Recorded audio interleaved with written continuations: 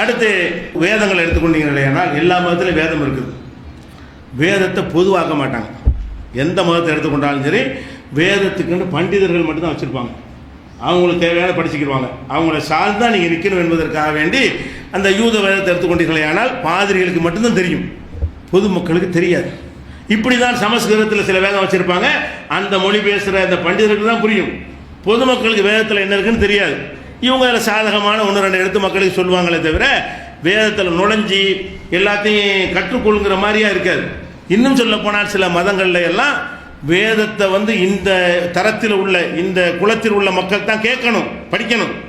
வேற ஒருத்தன் படித்தா அவன் காதில் வேதம் விழுந்தா ஈயத்தை காய்ச்சி ஊற்றணும். வேதம்ங்கிறது எல்லார் காதிலும் விழக்கூடாது. அதுக்குன்னு ஒரு உயர்ந்த குலமாக இருக்கணும். அவங்க தான் அந்த வேதத்தை படிக்கணும், கேட்கணும்.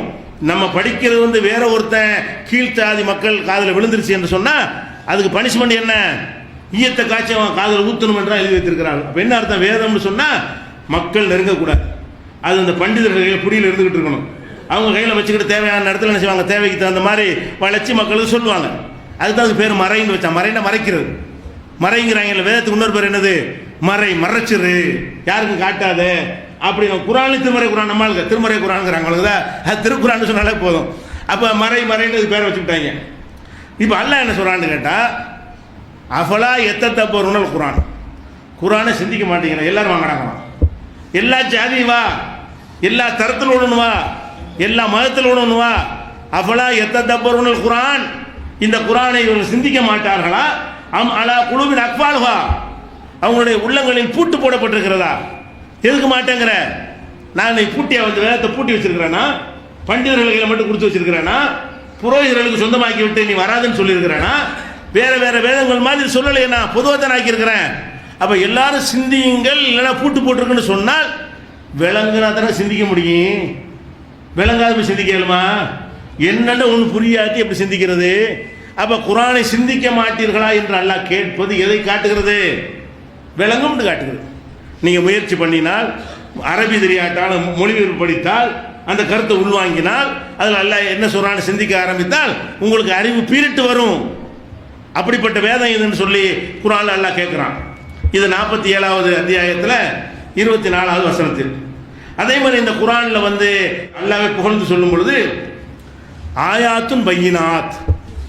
குரானுக்கு அல்லாஹ் வச்சுக்கிற இன்னொரு பேர், குரானுக்கு அல்லாஹ் வச்சுக்கிற இன்னொரு பேர் என்னன்னு கேட்டால் ஆயாத்துன் பையினாத், தெல்ல தெளிவான வசனங்கள். குரானை பற்றி அல்லாஹ் சொல்லும் பொழுது எப்படி சொல்லுவான்? ஆயாத்துன்னு மட்டும் சொல்ல மாட்டான், தெல்ல தெளிவான வசனங்கள். இந்த பையினாத்துன்னு ஒன்று சேர்த்து தான் குரானில் அல்லாஹ் குரானுடைய சிறப்பாக சொல்லி காட்டுகிறான்.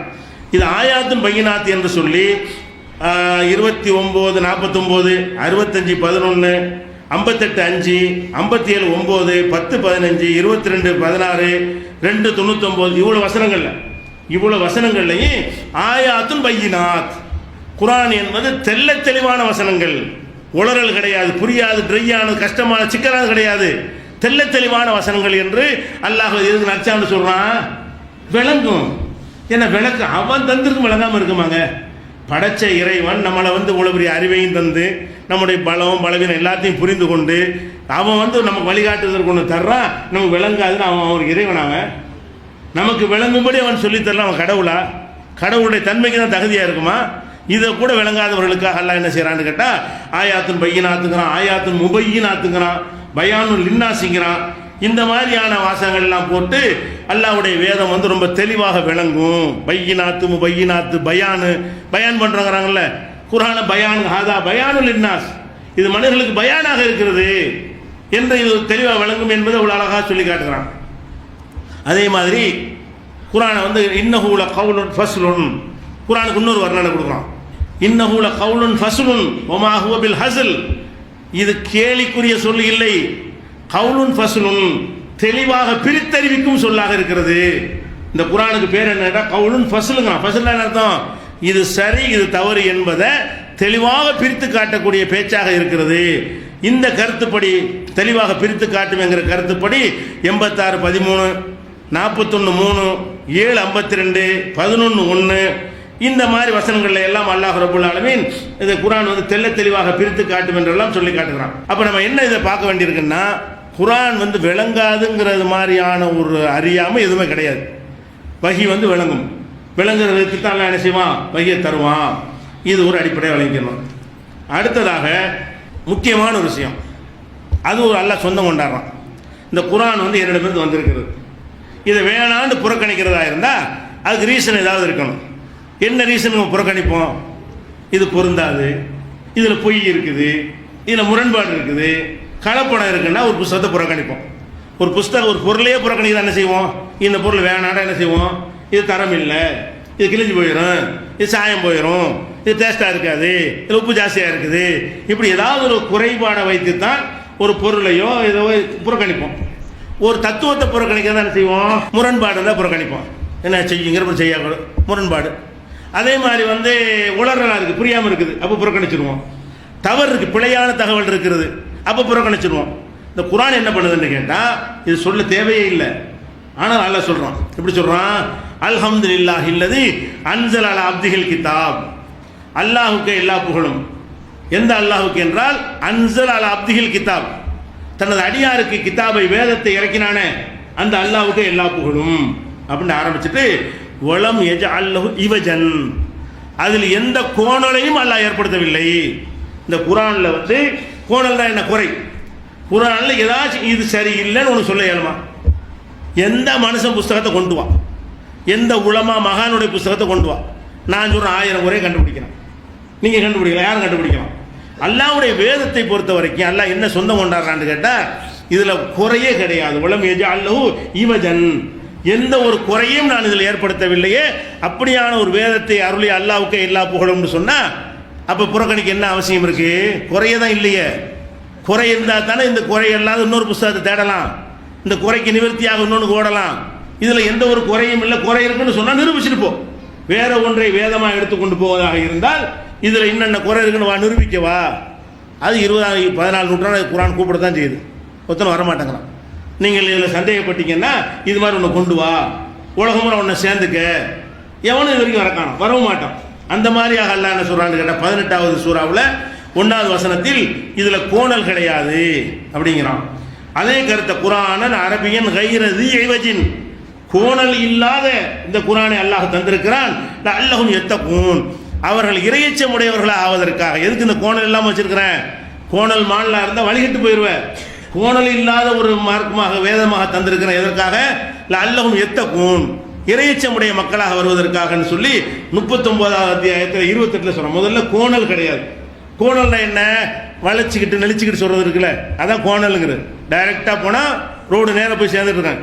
வளைவு இருந்தால் ஆபத்தான வளைவுன்னு போட்டுருவாங்க, கொஞ்சம் செத்து போயிடுவேன், போடுறானா இல்லையா? அப்போ கோணல் இருந்துச்சுன்னு வைங்களேன், போகும்போது கோணலாக இருந்தால் எங்கிட்ட மோதிடுவோம். அது அந்த உதாரணத்தை காட்டி எல்லாம் சொல்கிறான். இந்த குர்ஆனை பொறுத்த வரைக்கும் கோணல் கிடையாது, நேர ஹைவே தான், போய்கிட்டே இருக்க வேண்டியதான். அந்த மாதிரியான ஒரு வேதம் என்று சொந்தம் கொண்டாடுகிறான். அதே மாதிரி வந்து லா யஅதீஹில் பாத்திலு மின் பைனி யதைஹி வலா மின் ஹல்ஃபிஹி, இந்த குர்ஆனில் முன்னும் தவறு வராது, பின்னும் தவறு வராது. இந்த குர்ஆனை பொறுத்த வரைக்கும் ஒரு தவறு கிடையாதுறான்றான். ஒரு புஸ்தகத்தில் எவனும் எழுதி இப்படி சொல்ல முடியாது. நான் இந்த புத்தகத்தை எழுதியிருக்கிறேன், இதில் ஒரு பிழையும் கிடையாது, எவனையாவது சொல்லுவாப்போம், சொல்லி நாரி போயிடுவான். ஏன்? அதுக்குன்னு உட்காந்து நம்ம தேடி பார்த்தோம்னா அம்புட்டு பிள்ளை இருக்கும். அப்போ மனிதனாக தான் இருப்பான். மனிதனுங்கிறவன் மறதி உள்ளவனாக இருப்பான், சிந்தனை குறைவு இருக்கும், யாவு குறைவில் இது எழுத்துப்பிள்ளை வந்துடும், மிஸ்டேக் வரதான் செய்யும். அல்லாஹ் ரப்புல் ஆலமீனாக இருக்கு. அவன் என்ன செய்கிறான்னு கேட்டால் இதில் ஒரு பிழையும் இல்லை, இந்த குர்ஆனில் தவறும் இல்லை, வரவே வராது. அப்போ 14 நூற்றாண்டாக இது சொல்லிகிட்டு இருக்குத.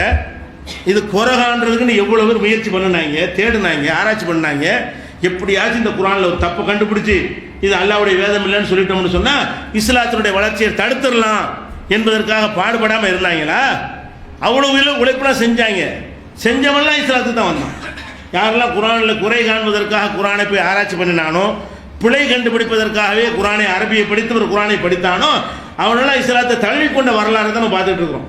உமரே குறை காண போனவர் தானே, அவர் இஸ்லாத்தை ஏற்றுக்கொள்ள தானே செஞ்சார். அந்த மாதிரியான ஒரு நிலையில் இந்த குர்ஆனை 41, 42 எல்லாம் சொல்லி காட்டுகிறான். பிழை வராது, தவறே வராது. அது ஒரு நம்ம வேற ஒன்று போய் தேவையே இல்லை.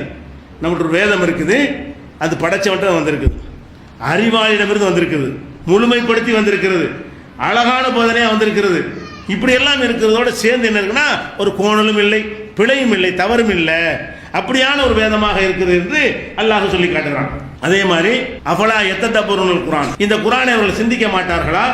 உலவுக்கான மின் இந்தி கைரில்லாஹில வஜது ஃபீ இக்திலாஃபன் கஸீரா 4:82 அல்லாஹ் சொல்றான், இது அல்லாஹ்வை தவிர வேற யாரிடம் இருந்தாலும் வந்திருக்குமையானால் அநேக முரண்பாடுகளை நீங்கள் பார்த்திருப்பீர்கள். முரண்பாடு இருக்கா இந்த குர்ஆன்ல? ஒன்று மாற்றமா இருக்கா? ஒரு காலத்தில் ஒரு சட்டம் வந்து பிற்காலத்தில் மாற்றப்படும், அது முரண் கிடையாது. அந்த மாதிரி இருக்குமே தவிர இந்த குர்ஆன்ல வந்து ஒரு முரணுமே கிடையாது. குர்ஆன் அல்லாஹ்விடமிருந்து வராமல் வேற யாரிடமிருந்து வந்திருக்குமே ஆனால் ஏராளமான முரண்பாடுகளை பார்த்திருப்பார்கள் அப்படிங்கிற ஒரு வாதத்தை அல்லாஹ் வைத்து இந்த குர்ஆன்ல பிழை இல்லை, தவறு இல்லை, கோணல் இல்லை, தெளிவாக இருக்கிறது, விளக்கமாக இருக்கிறது, என்னை விட விளக்கமாக யாருக்கும் சொல்ல முடியாது, நான் தான் இந்த மார்க்கத்துக்கு அதிபதி, நான் தான் எஜமான், இப்படியெல்லாம் அல்லாஹ் சொல்லி காட்டி என்ன செய்கிறான்னா வஹி மட்டும்தான் மார்க்கம். நான் சொல்கிறத நீ கேட்கணும். இந்த இஸ்லாம் மார்க்கத்துக்கு நீ வர்றதா இருந்தால், நீ ஒரு முஸ்லீம் உன்னை சொல்லிக் கொள்வதாக இருந்தால் நான் சொல்றது கேளு. முஸ்லீமுக்கு அர்த்தம் தானே? முஸ்லீம்னா கட்டுப்படுறவன். யாரு கட்டுப்படுறான்? கண்டவன் கட்டுப்படுறவனா? முஸ்லீம் என்ற வார்த்தை அசலமான கட்டுப்பட்டான். முஸ்லீம் என்கிற வார்த்தைக்கு அர்த்தம் கட்டுப்பட்டு நடப்பவன். யாருக்கு? அல்லாவுக்கு. அப்ப அல்லாவுக்கு கட்டுப்பட்டு நடக்கிறவன்கிற அந்தஸ்தில் வந்தால் நீங்க வரணும். நாங்கள் லா இலாஹா இல்லல்லாஹ் சொல்லிக்கிறோம், எவனும் கட்டுப்படுவோம்னா அவன் தேவையில்லை, அவன் முஸ்லீமே இல்லை. அல்லாஹ்விடத்தில் உலகத்தில் ரேஷன் கார்டில் முஸ்லீம் சேர்த்துக்கலாம், மக்கள் தொகை கணக்கெடுப்பு எடுக்கும்போது முஸ்லீம்னு சேர்த்துக்கலாம். அல்லாஹ்ட்ட முஸ்லீம் ஆக முடியுமா? அல்லாஹ்விடத்தில் முஸ்லீம் ஆவதாக இருந்தால் நீ சொன்னா மட்டும் தான் அல்லாஹ் கேட்பேன், வேற எவனையும் உன் இடத்துல வைக்க மாட்டேன், எவன் சொன்னாலும் கேட்க மாட்டேன். மார்க்கம்ங்கிற பேரில் எவன் எதை சொன்னாலும் சரி நான் கேட்க மாட்டேன்னு சொல்லணும். அதுக்கு தான் இவ்வளவு ஷரத்துகளை, இவ்வளவு நிபந்தனைகளை எல்லாம் போட்டு அல்லாஹ் நமக்கு என்ன செய்யறான் சொல்லி காட்டுகிறான். இவ்வளவு சொல்லும் போது என்ன செய்யறாங்கன்னா